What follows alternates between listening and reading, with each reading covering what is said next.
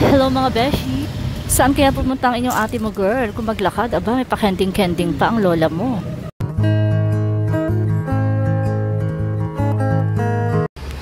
Mga beshi, isang mapagpalang araw na naman sa atin lahat. Sana lahat tayo ay walang problema, masaya lang ang buhay. Katulad ng inyong lingkod. Kaya ito, papasyal-pasyal lang. So, nag-cravings kasi ako ng matamis. Actually mga beshi, gusto ko na ice cream. So, since naalala ko meron pala ditong cafe, meron din silang mga sweets, gano'n. So, sana, meron silang kahit shake lang na pwede kong pang alternate sa ice cream. Siya pala mga beshi, for your information, ito ay medyo tago itong lugar na to, pero maganda siya, napakaganda niya at saka napakasarap ng mga mga pagkain, mga inumin, mga drinks, mga ganon, coffee. And of course, kasama sa tinitingnan ko yung service, diba? So, ang service, okay siya. Very friendly, very accommodating. And the place, of course, napakaganda ng place. As you can see, mga beshi, may twist siya ng nature, diba? So, maganda siya talaga. Alam niyo naman ang beshi nyo, diba? Nature lover to. So, ayan, sa nakikita nyo, meron din sila sa labas. Ayan, ang araw, ang sakit sa mata. Oh, okay, kung gusto niyo lang sa labas lang, natural ventilation lang. So, yan. Pwede kayo dito. Yan, may mga upuan.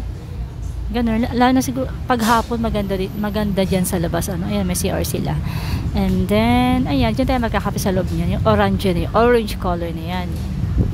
So ayan yung dinaanan natin kanina. So ayan, napakaganda ng lugar, wala akong masay talaga, kaya ilang beses ko na ba dito, pangatlo. So ayan, di ba binabalik-balikan ko, at ang binabalik-balikan ko talaga dito ay ayan, yung sa mga beshi, medyo shy ang inyong beshi sa pagkuha ng video kasi maraming tao, nakakaano din, nakakaya din naman kasing evade yung privacy nila. So ayan lang, pakunti-kunti lang, panakanakang video lang tayo sa loob. So ayan mga beshi, that's the menu, sana nababasa nyo. Ayan yan, and then yung mga nila, may mga cake sila na nagtry ako nito once, masarap siya, sulit sa nila, sa price. Sulit sa price mga beshi. Actually malaki nga siya, hindi ko kayang ubusin yung isang slice nila kasi hindi ako mahilig sa sweets, pero kung mahilig kayo sa sweet, baka maubos niyo sa slice. And here it is na mga beshi, ang order ko. Grabe, hindi ko in-expect na masasatisfy niya yung cravings ko na ice cream, kasi wala silang ewan ko may shake ba sila or hindi ko nabasa, basta yan, nasatisfy yung cravings ko. And then ayan, habang sinisip-sip ko yung aking order, diba, nag-emote ako sa ganda ng sa labas, sa ganda ng view. So mga beshi, yung order ko pala is strawberry milk. Sana ngayong Pasko ay maalala mo pa rin ako. Mga beshi, ako na lang ang kumanta para hindi tayo maka-copyright. Yung ceiling nila mga beshi, well, it just caught my attention. So ayan na, lumabas na tayo. Hindi ko na siya na-video yung paglabas natin kasi I'm alone, diba? Mahirap naman yung bubuksan ko yung pinto tapos mag-video pa ako. So yan, yun nilabas. So i-review na lang ulit natin yung place. So ayan, ang ganda, diba? May mga pasabit-sabit pa sila. Hindi ko alam kung ang tawag sa mga pasabit-sabit na yun. Pero nagbigay din siya ng, siya talaga yung nagbigay. Isa sa mga nagbigay ng beautiness. Or maybe ng beautification sa lugar, di ba? Mga beshi, maganda dito pag yung hapon na, tapos wala ng araw. Yan. Tapos may kasama ka. Tapos yung kasama mo, yung favorite person mo. Ay! O, di ba? Ang ganda pa. May pasinag pa yung, yung araw sa atin.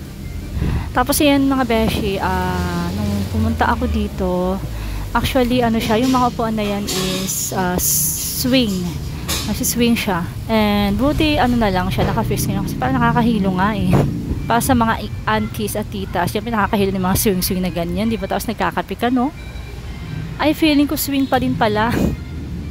Sa mga beshi yan, sa orange na yan, dyan tayo nagkape kanina. Oh, ngayon alam nyo na. Ang ganda lang talaga ng lugar, pati yung, alam mo yung tinatapakan, parang feeling ko talaga nasa probinsya ako mga beshi. Grabe, na-appreciate ko ng sobra. Mga beshi, sa Imus lang to ha. Isa sa mga busy street ng Imus. O diba, may pa-focus pa talaga ako. Kaya na mga beshi, ano na rin tayo, pa labas na. So, nireview ko lang yung place. As I said before, ayan, dyan tayo nagkape sa, ano yan, sa loob niyan. Hindi ko siya na video kasi ang hirap maghawak ng cellphone, mga beshi.